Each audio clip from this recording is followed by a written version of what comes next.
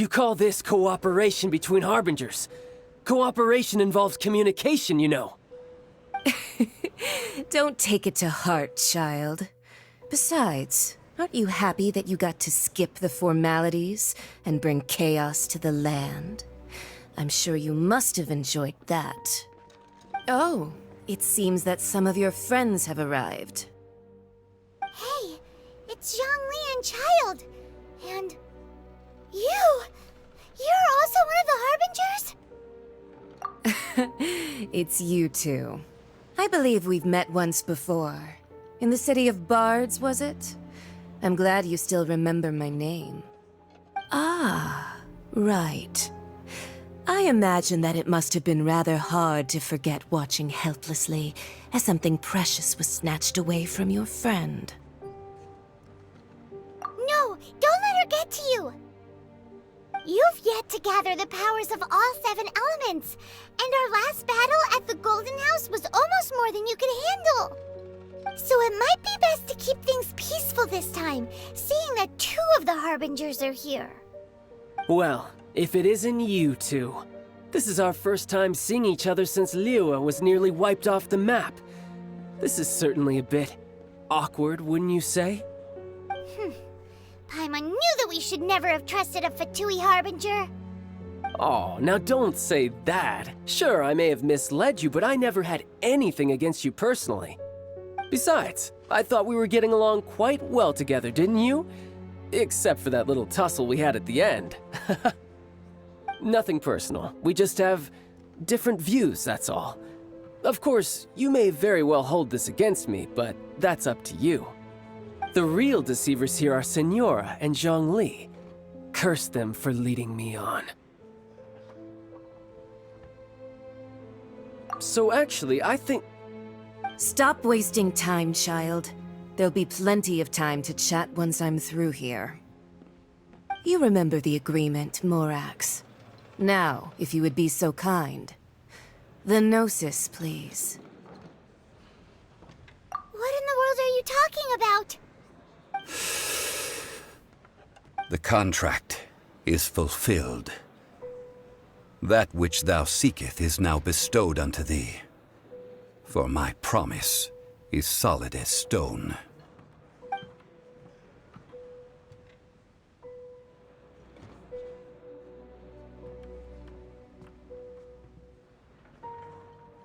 How sanctimonious. What? So you're the Lord of Chio? No, wait! That's an exciting twist and all, but why give the Gnosis to the Fatui? I do not give it for free. I give it as agreed upon in the contract, for it is a matter solely between the Tsaritsa and I. Yeah, you don't think you went a little bit too far with that whole fake death thing? Everyone was preparing the ceremony for you, and splat! This big dragon falls out of the sky, and all of Lyric goes into an uproar. Talk about a disaster. Gathering all the forces that had been bubbling behind the scenes, and then stirring them together in a pot that was bound to boil over. That's what he wanted to see, am I right? Wait, what? Perhaps it's best that I explain. As you know, I've dwelt upon this world for more than 6,000 years. It is now 3,700 years ago that I founded Liyue together with the Adepti. Even boulders that can withstand whirlpools will erode with the passing of time. I kept convincing myself that cracks had not begun to form, and that the end of my time had not yet come.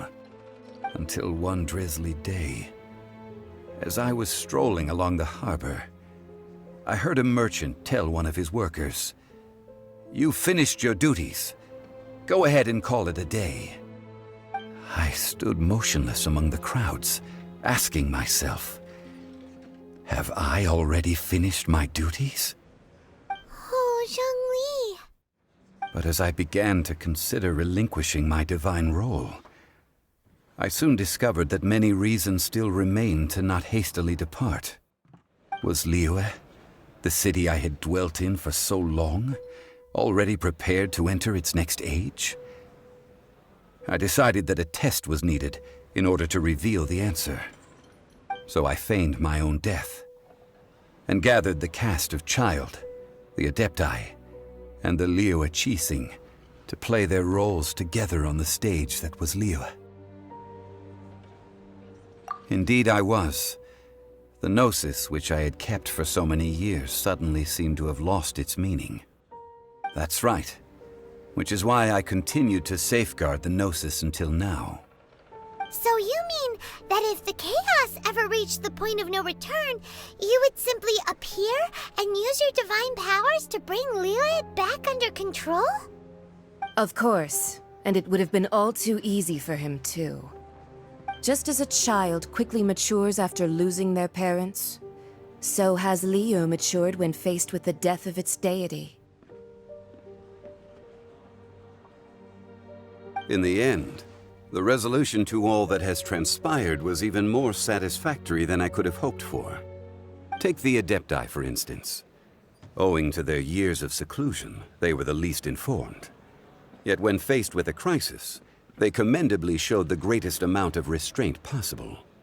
Not only did they manage to cooperate with the Qixing, but in the end, they even made efforts to understand the hearts of the people. Credit is also due to Signora, the emissary dispatched by the Cryo-Archon to fulfill our contract. At my request, she kept everything she knew in strict confidence. This despite the eavesdropping ears of her colleague, Child. This meant I could remain as Zhongli, even having the chance to fulfill the age-old traditions of Liyue in this mortal form. Thank you for joining me on this journey, Traveler. All of these things turned out as I had planned. There is only one thing that I had not anticipated, and that was the conduct of the Liyue Qixing. I had expected them to do no more than the Adepti, to come to the defense of Liyue. But when all was said and done, they seized the opportunity to supplant Liyue's divine protectors, and used the subsequent power vacuum left by my death to quickly gain complete control of Liyue. Huh? That doesn't sound good at all. On the contrary, I think it is excellent. I had always feared that it was too soon for them to take over from me. And it was also that which I longed for the most. As such, this is the best parting gift anyone could have given this god of old.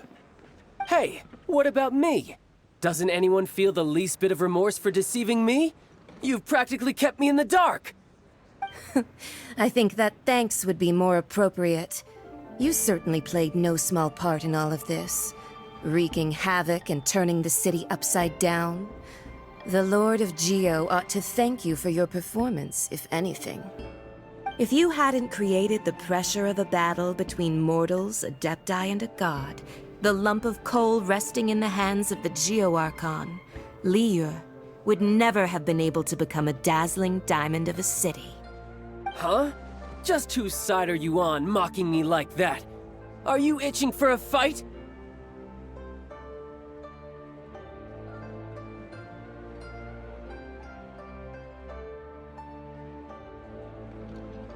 Be that as it may, you've come out of this as the hero of Liyue. I, on the other hand, will be forever prescribed as a disturber of the peace, no? Well then, with the Gnosis in my possession, I have no use for such idle chatter.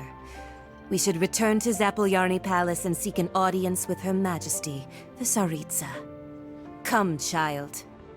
Fine. I'll meet you there later. I'm not sharing a boat with the likes of you. Do as you wish.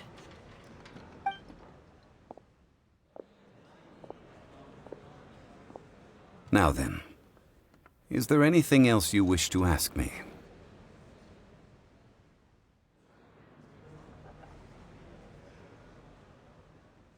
Right! As Zhongli always told us, a good trade is a fair trade. Paimon has no idea what could be a good trade for a Gnosis. Realistically speaking, there is no such thing. Huh? However, I am the god of contracts. For thousands of years, I have made countless contracts. If the deal was of no benefit, then I certainly would not be inclined to agree to it. My agreement with the Cryo-Archon will be the last of my contracts as the Geo-Archon. My contract to end all contracts. As for the bargaining chip that the Tsaritsa used to balance the scales, uncover that answer for yourself in your future journeys. Hear ye all! The Qixing's words. Though a dragon soars ageless as the mountains, it too must return to dust. This is common knowledge.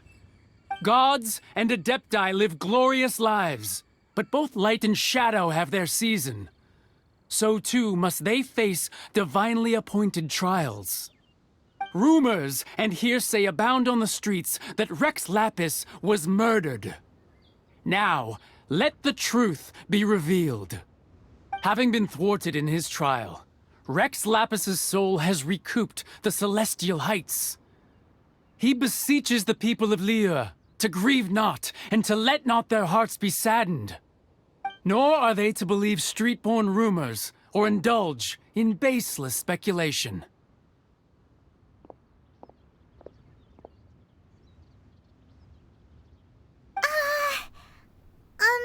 Daimon needs a translation on what the Qixing's announcement said. So that's how they're spinning it. Something feels off. Why would they suddenly give up looking for the murderer?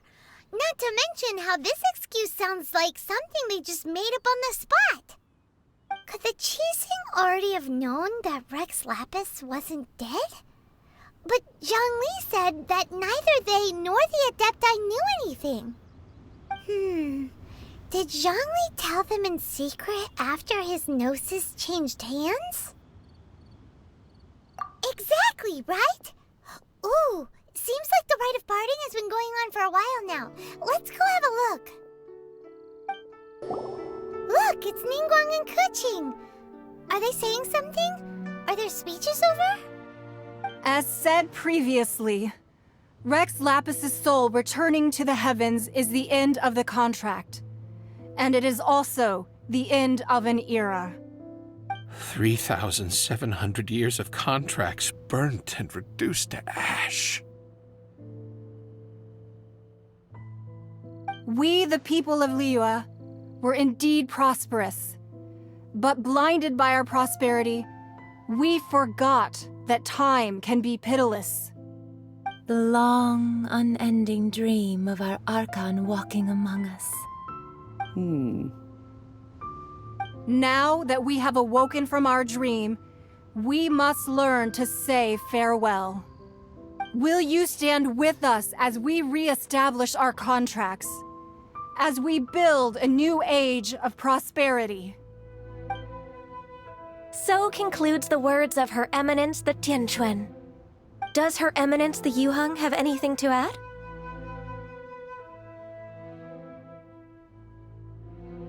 Huh? Is she looking this way? Traveler. Yikes! She really is looking our way! Is that the traveler who they say defeated the ancient god? So young. The Liyue Qixing always repay their debts. And as you have heard, our eyes see far and our reach is long.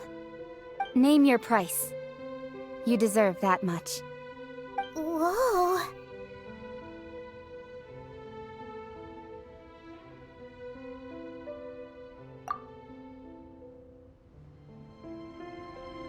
Well, could you help me put up some missing person posters? Hey, Zhongli! Look at this. Everyone in Liyue is caught up in their emotions, thinking that they'll never see Rex Lapis again. And here you are looking all relaxed. Why would I not feel more at ease after laying down the burden I have borne for 3,700 years? Right. If the two of you can spare the time, I should treat you to a meal at the Shinya kiosk. Ha! That sounds like big talk, Zhongli.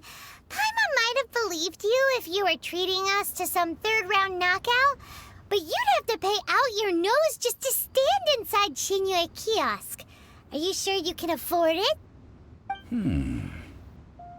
You're right. I do lack the Mora.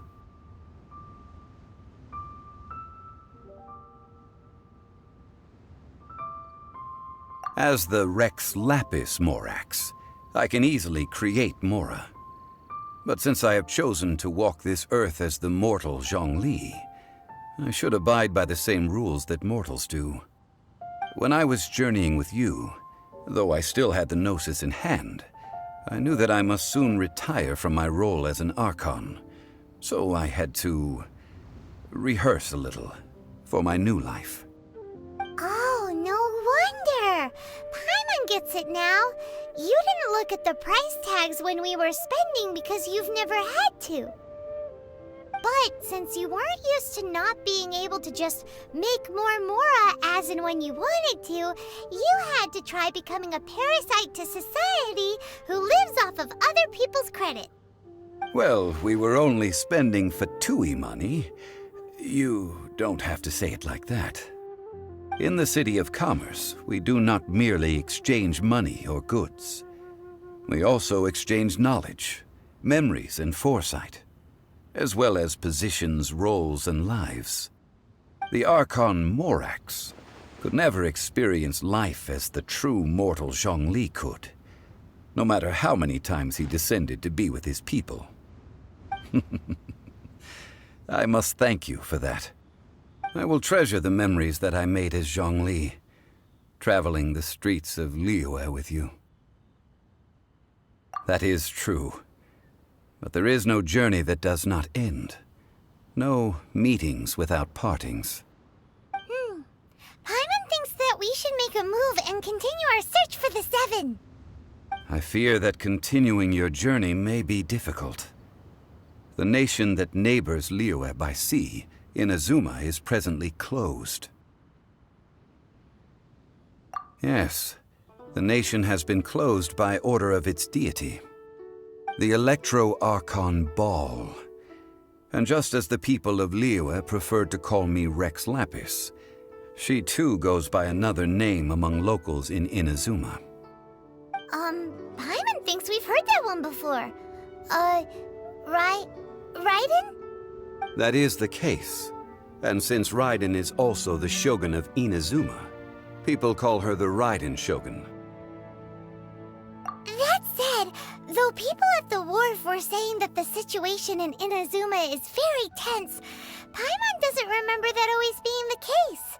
It wasn't that bad last year. Zhongli, since you're Rex Lapis, shouldn't you know something about what's happening there? Just how did Inazuma become a closed nation? It's because of visions. Visions? When faced with circumstances beyond their control, humans often bemoan their lack of power. But if a person shows true strength of will at a desperate and fateful moment in their life, the gods will look upon them with favor. This is what visions are. Magical foci bestowed upon those who have been acknowledged by the gods. Uh-huh. That's how people in Teyvat see it. But starting from last year, the Raiden Shogun began promulgating the Vision Hunt Decree. Vision Hunt Decree? Yes. It was an order to seize all visions within Inazuma's borders, and to inlay them upon the hands of the statue of the omnipresent god. They want to seize visions. But why? Aren't visions blessings from the gods? I should think that in the Raiden Shogun's eyes, it is precisely because they are divine blessings that they should be under the sole dominion of divinity. Whoa, that's harsh. The Animo Archon is the god of freedom, and the Geo Archon is the god of contracts. For her part, the Raiden Shogun is the god of eternity. It seems as though she has finally decided to eliminate any unstable elements that could pose a threat to her eternal realm. The fact that even I, the oldest of the seven, have now passed away will only strengthen her resolve to pursue eternity. Knowing her, she must have again quoted that adage she is most fond of when proclaiming that decree to her people.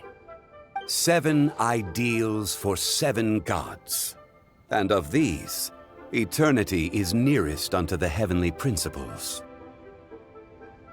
All right then. Was there anything else you wish to know?